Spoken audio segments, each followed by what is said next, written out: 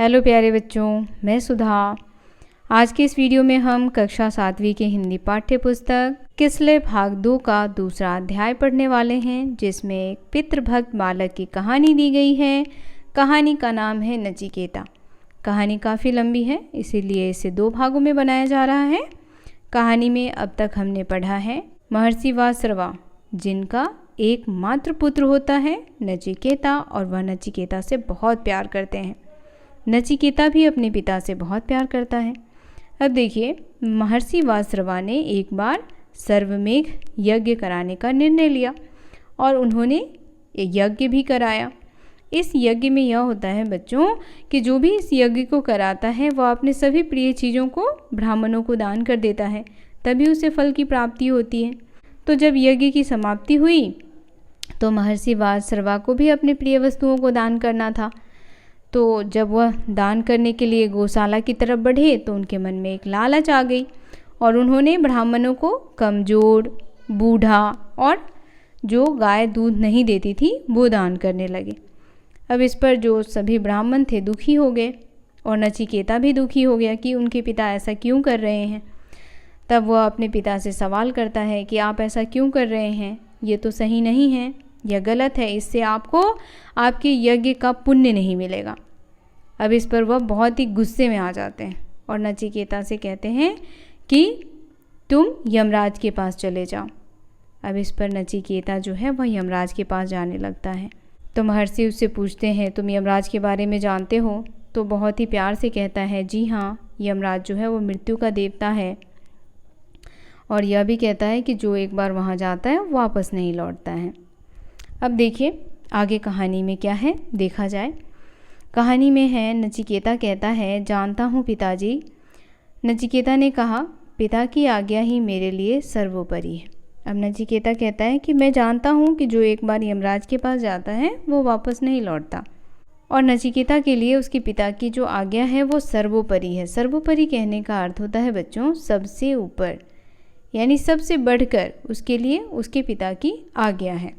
उसी ने मुझे निडर बना दिया है।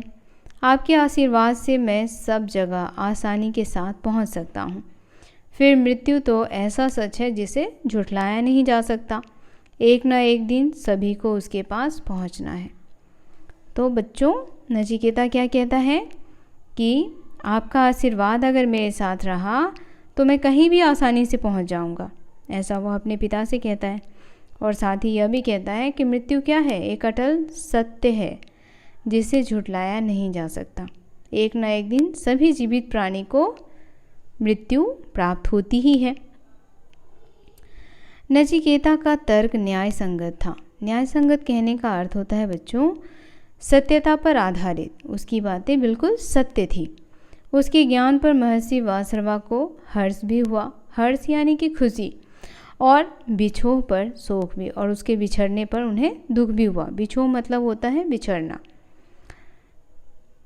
वे पश्चाताप करते हुए बोले, वत्स, मैंने तो क्रोधावेश में ऐसा कह दिया था। मेरा मतलब यह नहीं था कि तुम यमपुरी जाओ। अब क्या कहते हैं वासरवा कि वो तो मेरे मुंह से गुस्से में ऐसा निकल गया था। मेरा मतलब यह बिल्कुल नहीं था पुत्र कि तुम यमपुरी जाओ। अब मैं किसी कीमत पर तुम्हें यमपुरी जाने की आज्ञा नहीं दे सकता। नचिकेता ने अत्यंत विनम्र होकर कहा, आप तो यमपुरी जाने की आज्ञा पहले ही दे चुके हैं। अब कुछ भी कहना मेरे लिए निरर्थक है। अब क्या कहता है नचिकेता कि आपने यह आज्ञा तो बहुत पहले ही दे दिया था, अब आप कुछ भी कहेंगे तो मेरे लिए क्या है, निरर्थक। निरर्थक कहने का अर्थ होता है बच्चों जिसका कोई अर्थ नहीं है, यानी अब वह जो भी कुछ उससे कहेंगे तो उसका कोई मतलब ही नहीं बनता। मैंने आपकी आज्ञा पालन करने का संकल्प ले लिया है, अब तो उसे पूरा करने का अवसर प्रदान कीजिए और मुझे यमराज के पास जाने दीजिए, इसी में मेरा कल्याण है। नचिकेता की वाणी में महर्षि वासरवा को निरुत्तर कर दिया। जब नचिकेता ने ये सारी बातें कही तो महर्षि वासरवा के पास कोई उत्तर नहीं रहा। निरुत्तर होना यानी कि आपके पास कोई जवाब है ही नहीं। उनका सौम्य चेहरा कुम्हला गया। सौम्य चेहरा कहने का अर्थ होता है बच्चों सुंदर चेहरा। सौम्य चेहरा यानी सुंदर चेहरा, और कुम्हला जाना यानी कि मुरझा जाना। उनके मस्तक पर विषाद की रेखाएं अस्पष्ट दिखाई पड़ने लगी। विषाद कहने का अर्थ होता है दुख। अब उनके चेहरे पर उनका दुख जो है वह स्पष्ट रूप से दिखने लगा था। नचिकेता को कहे वाक्य उन्हें सूल की तरह चुभने लगे। जो भी बातें उन्होंने नचिकेता से कही वह बार बार उनके हृदय में सूल की तरह चुभ रही थी कि आखिर उनके मुंह से ऐसा क्यों निकला। पिता की ऐसी अवस्था देखकर नचिकेता ने कहा, पिताजी, आपके सर्वमेघ यज्ञ की सफलता भी मेरी यमलोक की यात्रा में ही है। उसे पूरा करना मेरा धर्म है।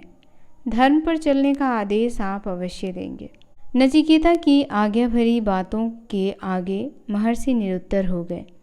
उन्हें अश्रुपूर्ण नेत्रों से अपने इकलौते पुत्र नचिकेता को विदाई दी।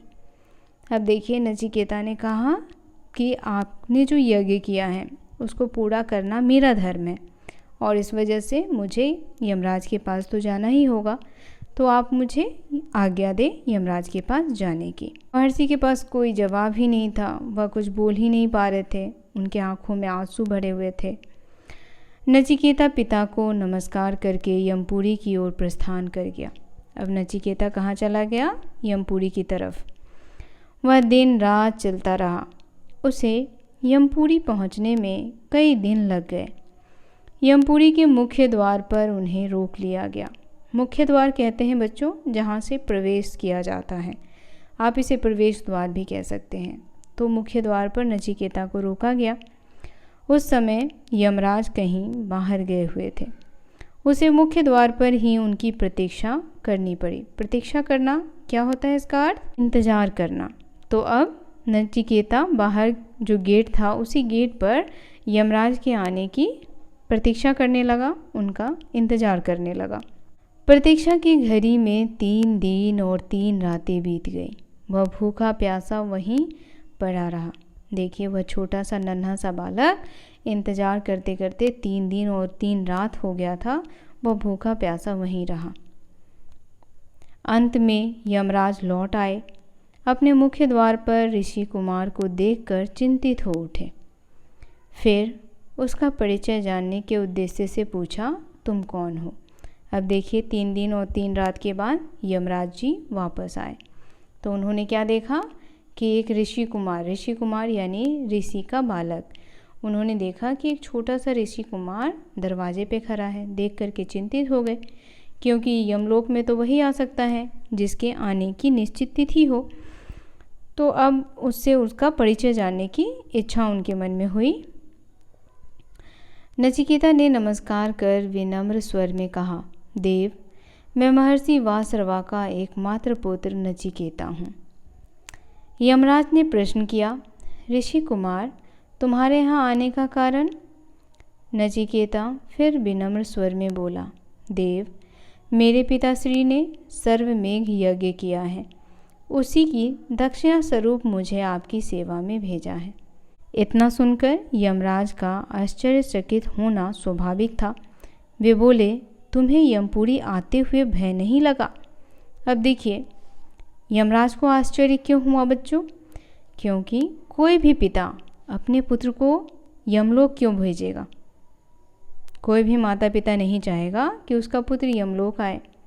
तो इसीलिए उन्हें आश्चर्य हुआ। और वह एक छोटा सा बालक था, तो उनके मन में यह भी चल रहा था कि यमपुरी आते वक्त इस नन्हे से बालक को भय नहीं हुआ, किसी चीज़ का डर नहीं लगा। बहुत सारे सवाल यमराज के मन में चल रहे थे। नचिकेता ने सरलता के साथ उत्तर दिया, देव, भय कैसा? मेरी दृष्टि में मृत्यु तो सबसे बड़ा वरदान है। जब इंसान की देह उसका साथ छोड़ देती है तब मृत्यु हुई उसे कष्टों से मुक्ति दिलाती है। इसीलिए इस मुक्तिदात्री को मैं भय का कारण नहीं मानता। मैंने तो सदैव इसे वरदान रूप में ही स्वीकारा है। बहुत ही विनम्र भाव से वह कहता है कि देव, भय कैसा, डर कैसा? क्योंकि वह जानता है कि मृत्यु अटल सत्य है और कहता है कि हे प्रभु, मृत्यु क्या है? वह सबसे बड़ा वरदान है। जब मनुष्य इस देह को छोड़ देता है तो मृत्यु ही उसे मुक्ति दिलाती है। जब तक मनुष्य इस शरीर में रहता है तब तक वह सुख दुख के उलझनों में उलझा रहता है, और जब वह मृत्यु को प्राप्त करता है तो उसे उसके जीवन के कष्टों से मुक्ति मिल जाती है। इसीलिए वह कहता है कि मृत्यु क्या है? एक वरदान है, मुक्तिदात्री है। बालक नचिकेता की बातें ज्ञान और रहस्य से भरी हुई थी। इतनी अल्पावस्था में इतना गुणवान होना किसी विरले का ही काम है। अब देखिए, अल्पावस्था कहने का अर्थ होता है बच्चों छोटी सी उम्र। अब एक छोटा सा बच्चा है और उसे इतना ज्ञान है जितना ज्ञान एक बड़े को भी नहीं होता, तो ऐसे बालक बिरले ही होते हैं। बिरले कहने का अर्थ है कि कोई कोई ही होता है। इसीलिए यमराज को और भी ज़्यादा आश्चर्य हुआ। वह बालक की ज्ञान भरी बातों से प्रभावित होते जा रहे थे। कुछ क्षण रुककर उन्होंने पूछा, नचिकेता, तुम 3 दिन से भूखे प्यासे मेरे द्वार पर पड़े हुए हो। इस बार नचिकेता मौन रहा। उसने यमराज के इस प्रश्न का उत्तर नहीं दिया। यमराज ने उसके आतिथ्य का पूरा प्रबंध कर दिया और खा पीकर विश्राम करने के लिए कहा। बालक नचिकेता ने यमराज का आतिथ्य स्वीकार कर लिया। आतिथ्य यानी अतिथियों की जो स्वागत की जाती है वह उसे कहते हैं आतिथ्य। तो यहाँ पर यमराज के लिए अतिथि कौन था? नचिकेता। वह खा पीकर विश्राम करने लगा। अगले दिन जब वह सोकर उठा तो उसे यमराज ने बुलवाया। उसके आने पर यमराज ने कहा, ऋषि कुमार, हम तुम्हारे ज्ञान, पितृभक्ति और कर्म निष्ठा से बहुत प्रसन्न हैं। इस उपलक्ष्य में तुम हमसे 3 वर मांग सकते हो। यमराज जी जो हैं वह नचिकेता से अत्यधिक प्रसन्न हैं और नचिकेता से क्या कहते हैं कि तुम मुझसे 3 वर मांगो। अब देखते हैं नचिकेता क्या मांगता है। देव, मैं तो दक्षिणा स्वरूप आपके पास भेजा गया हूँ, नचिकेता ने विनम्र स्वर में कहा। फिर आपसे वर कैसे मांग सकता हूँ? देखिए, एक छोटा सा बालक और कितना ज्ञानी है वह क्या कहता है यमराज से कि मैं तो स्वयं आपके पास दक्षिणा स्वरूप में आया हूँ और मैं कैसे आपसे वर मांग सकता हूँ? वर मांगने का तो अधिकार ही नहीं है मुझे। बालक नचिकेता की न्याय संगत बात सुनकर यमराज बोले, कोई बात नहीं बालक, तुम निसंकोच होकर वर मांगो। इस पर नचिकेता ने कहा, देव, पहला वर तो यह दीजिए कि पिताश्री का मुझ पर से क्रोध शांत हो और उन्हें सर्वमेघ यज्ञ का सुफल प्राप्त हो। हम देखिए, छोटा सा बच्चा अभी भी अपने पिता के लिए ही सोचता है, क्योंकि वह एक पितृभक्त है।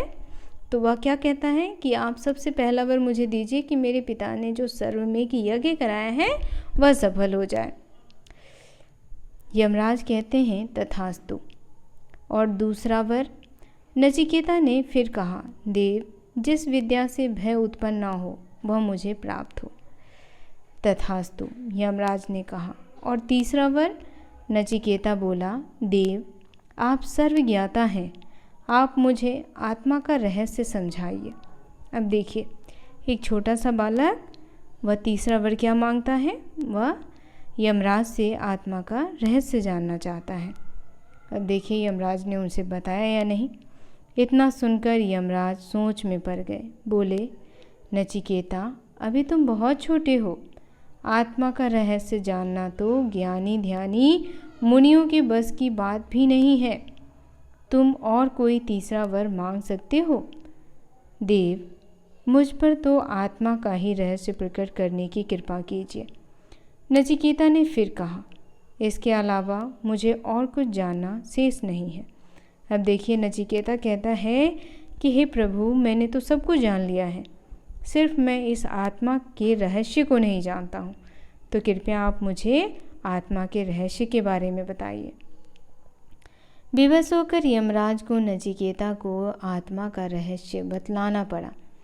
नचिकेता आत्मा के रहस्य को जानकर वापस पृथ्वी पर लौट आया।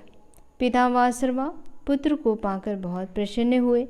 बालक नचिकेता का नाम आत्मज्ञानी के रूप में अमर हुआ। तो बच्चों, आज की ये कहानी यहीं समाप्त होती है। यह कहानी लिया गया था कठोपनिषद से। अगले वीडियो में हम इस कहानी का प्रश्न अभ्यास करेंगे। कहानी आपको कैसी लगी कमेंट करके बताना बिल्कुल ना भूलें। यदि आपका कोई प्रश्न हो, सुझाव हो तो वो भी आप हमें कमेंट में लिख सकते हैं।